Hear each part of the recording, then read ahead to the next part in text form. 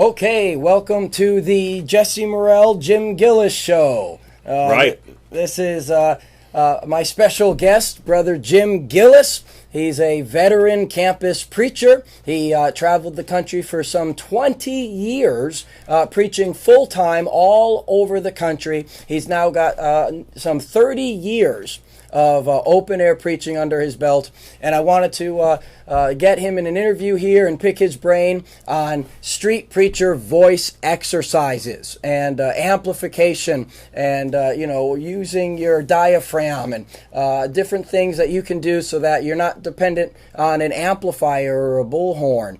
And so Brother Jim Gillis is going to talk to us about three things. Number one, why do you do it with street preacher voice exercises? When do you do it, and how do you do it? So Brother Jim, why don't we start with explaining why do you do these voice exercises? Alrighty, well thanks Jesse for letting us be at this situation and have this video being made. Today and the last 2 days we were in Dallas, Texas with the National Exotica Porn Convention, and there were some brothers who came to help us preach, and one of them expressed that he was shocked and kind of taken back and unprepared because we were actually invited into the K. Bailey Hutchison Convention Center in downtown Dallas, inside the building. We had air conditioning. It was 105 outside plus, but we were inside the building with air conditioning. The police officers allowed us to do so, but they said that we could not have any amplification. So that means we all had to bare-throat it. So a lot of the preachers weren't ready for bare-throat preaching because they're used to preaching from a bullhorn or amplification. Well, so they were kind of short-changed and ill-prepared for this situation. And when they did preach, they weren't very loud, and they couldn't preach very long. Their voice went dead and went hoarse. And it is a handicap because a preacher without a voice feels like he might as well stay home. And really, that's about all you can do unless you just want to pass out tracts. And then even passing out tracts, you sometimes have to engage in conversation and have a voice to talk. So a preacher without a voice is worthless. Might as well stay home and watch TV. No, I'm joking. And so, a voice is very essential, especially in college campus preaching, because most street preaching is used the bullhorn, and you're outside, you can use amplification. But if you're going to be on a college campus, most of them won't allow you to have bullhorns or amplification. And in different scenarios, you just can't have the bullhorn. So you have to have a voice that can carry and be heard, because if you want to try to gather a crowd, your crowd will be no bigger, no larger than your voice can carry. Because if you are aware of what's going on in your crowd as you preach, you'll see the ones behind the last row of people who can't hear you. They'll just taper off. They'll just leave because they can't hear you. They grow disinterested. They aren't involved in the conversation. They can't hear what's going on, and they will just leave.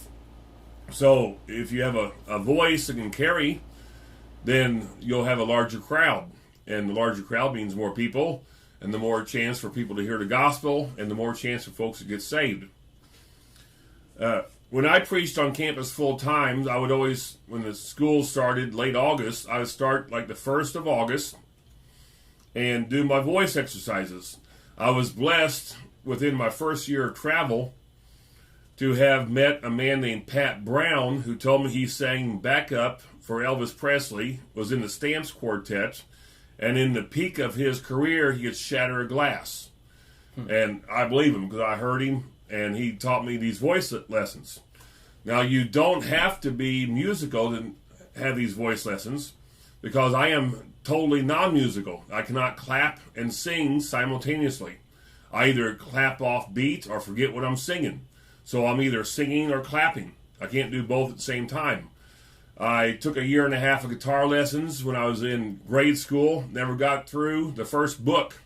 So you don't have to be musical to be able to do these voice exercises. It's good news for me. Yes, good news for probably most preachers.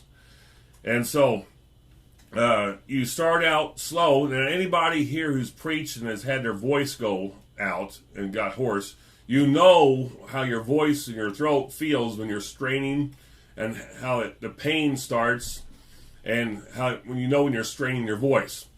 So you don't want to start off real fast or real long or real loud or hard. You want to build up on this. So it's used as a 5-note scale, and I would start the 1st of August and take 5, 10, 15 minutes the first 3 days, and then as my voice felt stronger, because your vocal cords are muscles.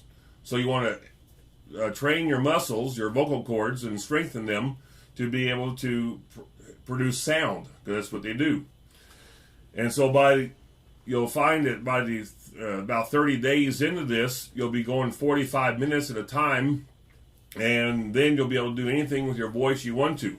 You'll be able to carry a note for 30 seconds or longer, because you have your diaphragm built up, and your voice will be able to handle a solid note, and you'll be amazed at what your voice can do.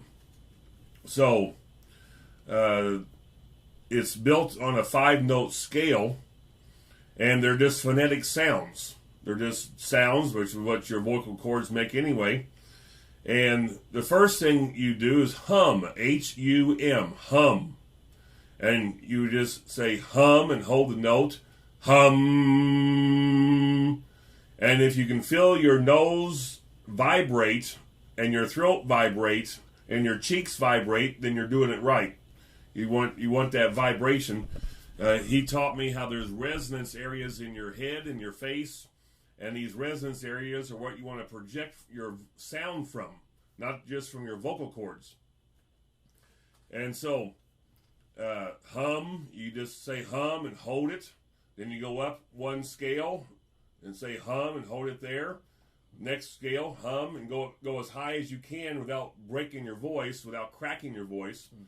And then you go back down the scale to where you started at, and then you go lower from there, and go all the way as low as you can without breaking your voice and cracking your voice. And then you do that. Then that's just holding a note, hum. But then when you get done doing all that, just holding it each time, then you go hum. You go up and down. Now, I don't know where I'm at in the scale. I don't know how it sounds. I'm tone deaf. I can't hear I can't hear myself. Then you just hum.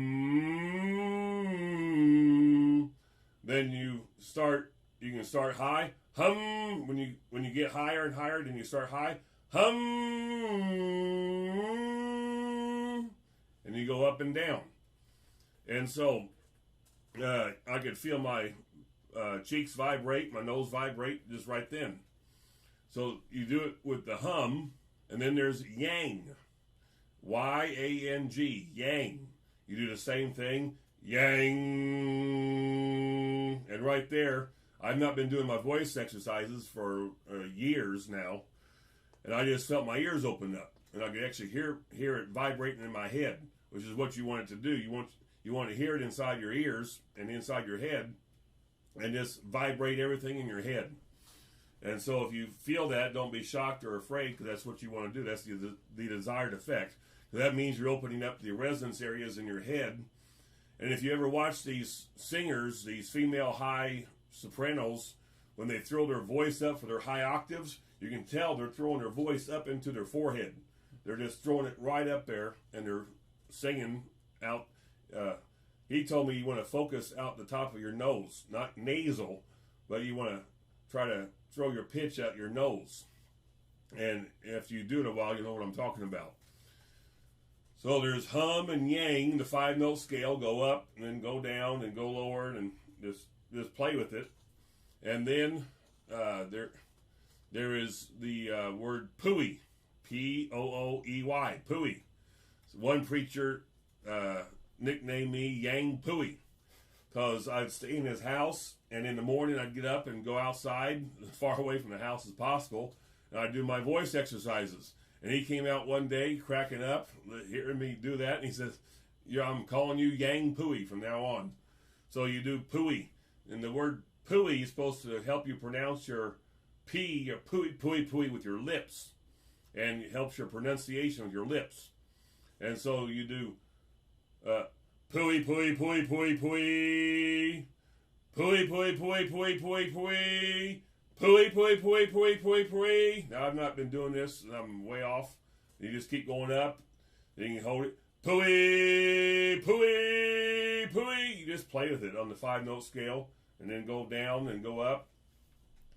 And so, and you realize after a couple, 3 days or a week, so your voice feels good because it doesn't hurt. And so, then there's me, may, ma, mo, and moo. You do the same thing with me on the 5-note scale. Me, me, me. And could you tell I'm throwing my voice up to my head? And so, then you come back down. Then you go, me,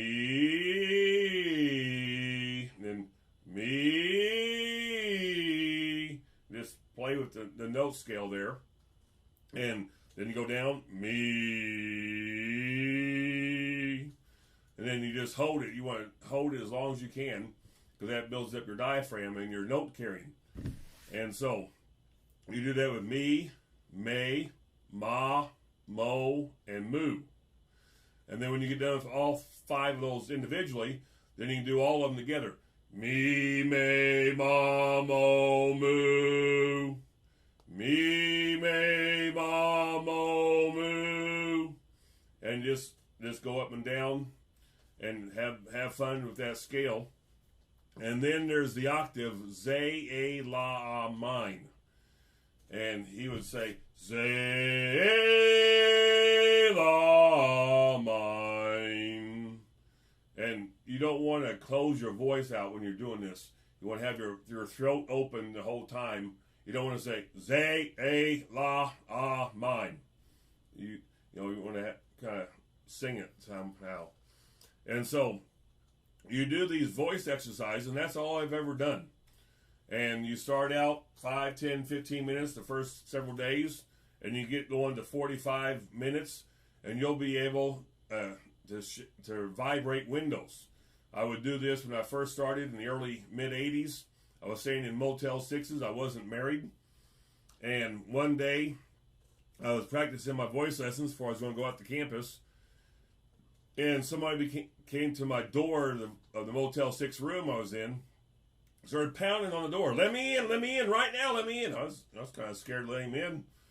I let him in. I said, "Who are you?" "I'm the manager."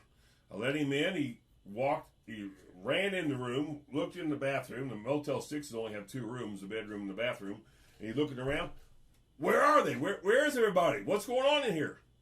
I said, "What do you mean?" He said, "We got reports there's somebody being attacked in this room." So, I was so loud, I was actually could hear the window vibrate in those Motel 6s.